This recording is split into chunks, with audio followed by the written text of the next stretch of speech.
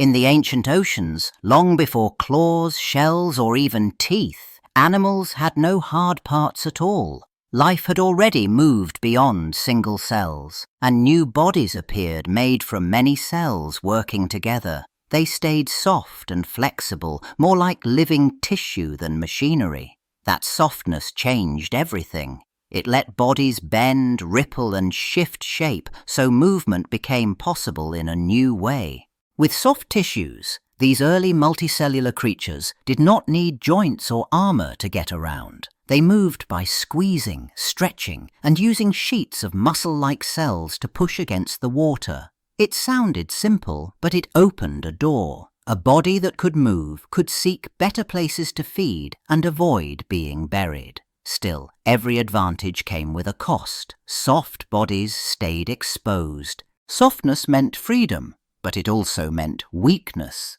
These creatures could not block bites, resist punctures, or protect delicate organs, because there was nothing rigid to take the hit. Even pressure from the environment could be a problem, because a flexible body collapsed if it pushed too hard. So early animals gained motion, but not safety. Movement arrived first. Protection had to wait.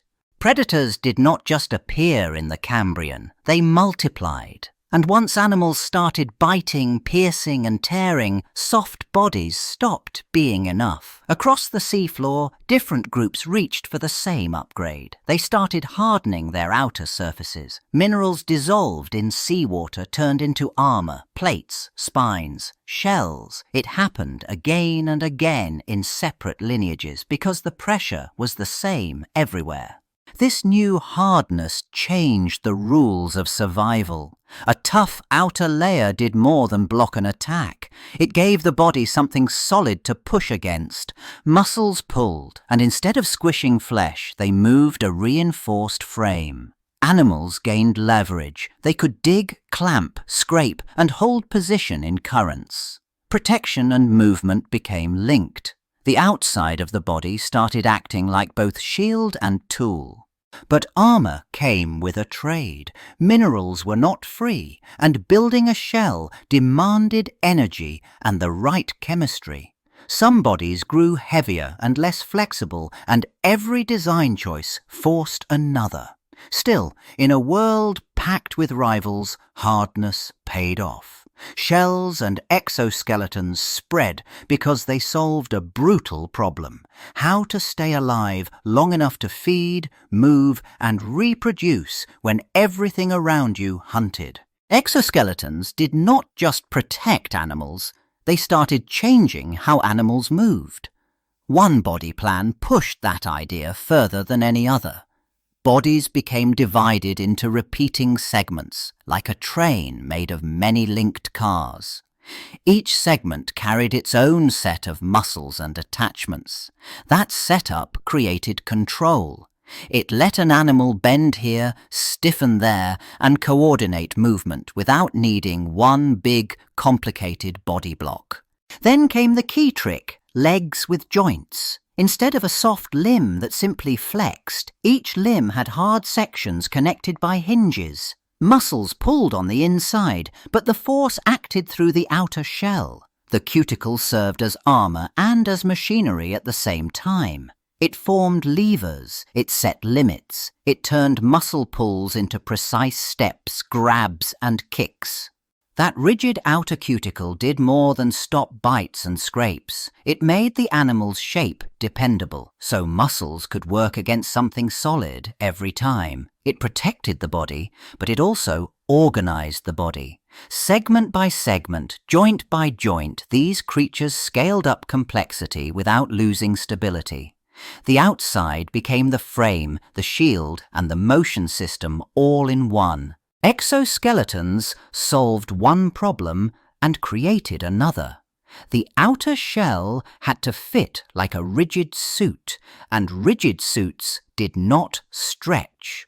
As these animals fed and their bodies tried to expand, the hard cuticle held them back like a tight cast. So a new trick appeared: grow in bursts. The animal built a fresh, bigger shell underneath, then prepared to abandon the old one. Molting meant committing to a risky window. The old exoskeleton had to split, and the animal had to pull itself out, leaving behind a perfectly shaped copy of its former armour. For a moment it lost its main protection and much of its strength. The new shell started soft, then hardened. Until it set, movement became clumsier, attacks became deadlier, and hiding became urgent.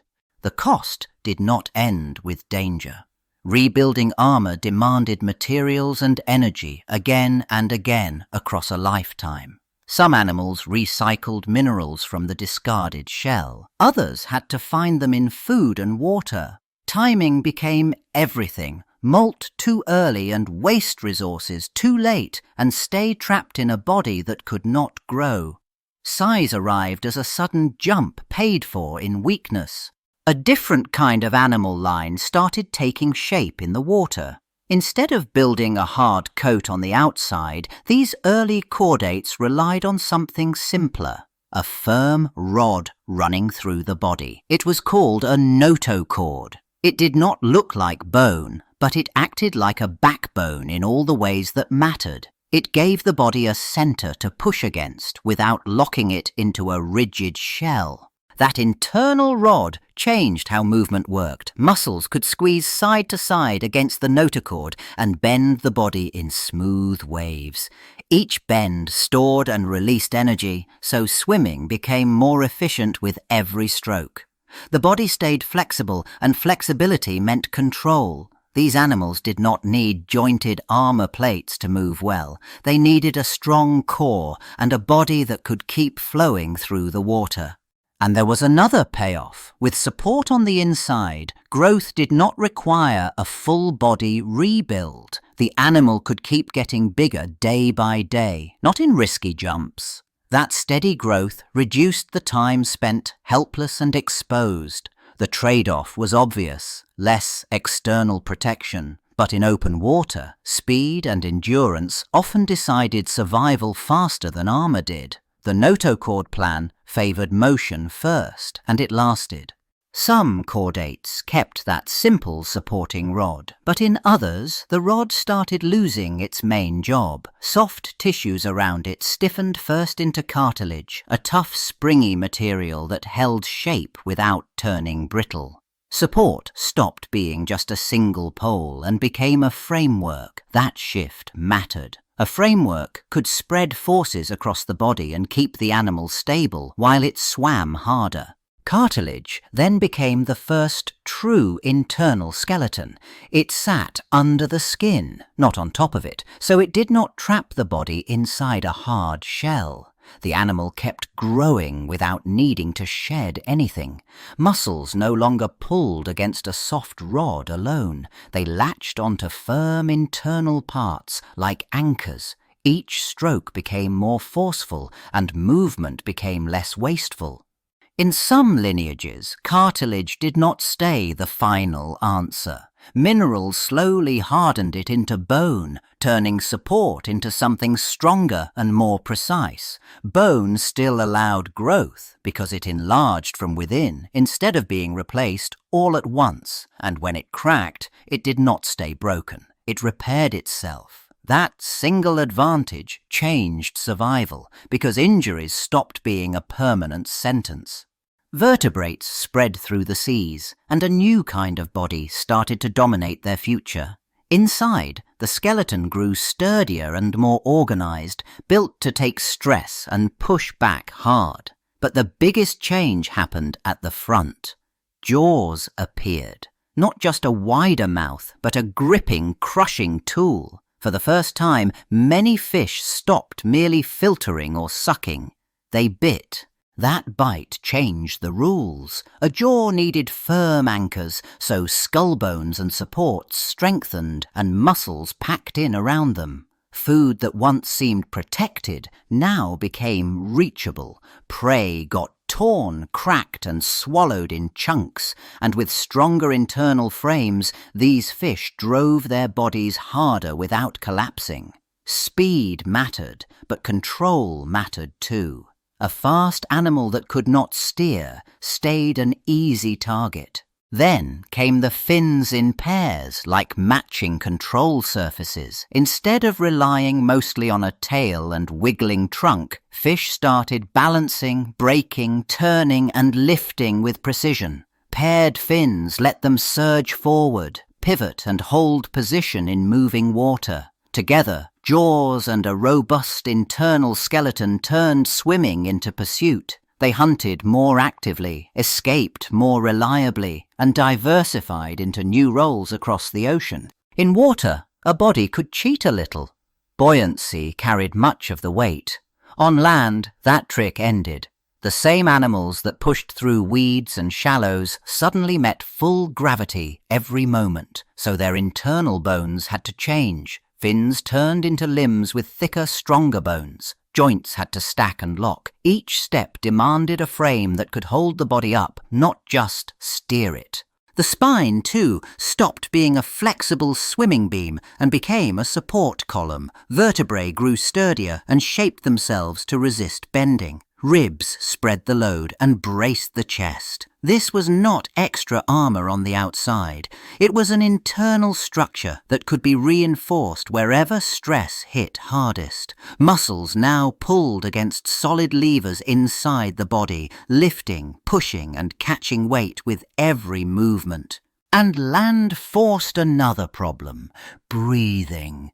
Gills worked in water, but air demanded a different rhythm. A stronger rib cage did more than protect organs. It helped move air in and out by expanding and tightening the chest. The same bones that carried weight also began shaping new breathing mechanics. The endoskeleton stopped being mainly a swimming scaffold. It became a load-bearing machine for walking and a pump for air. On land, some vertebrates took the endoskeleton in a new direction. The mouth stopped being just a row of similar points. Teeth became specialized, cutters in front, crushers behind, so food got processed faster and more completely. That changed everything downstream.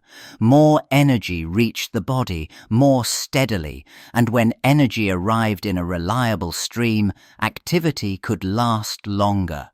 Endurance started to matter as much as raw strength. Inside the skull, the jaw itself got rebuilt. Bones that once helped the jaw hinge shifted roles, shrinking and moving into the middle ear. The bite machinery simplified and hearing sharpened. Small vibrations in the air mattered now, not just the thud of footsteps. Better hearing supported animals that stayed active across longer stretches of time, even when visibility failed. The head became less of a simple clamp and more of a coordinated control center.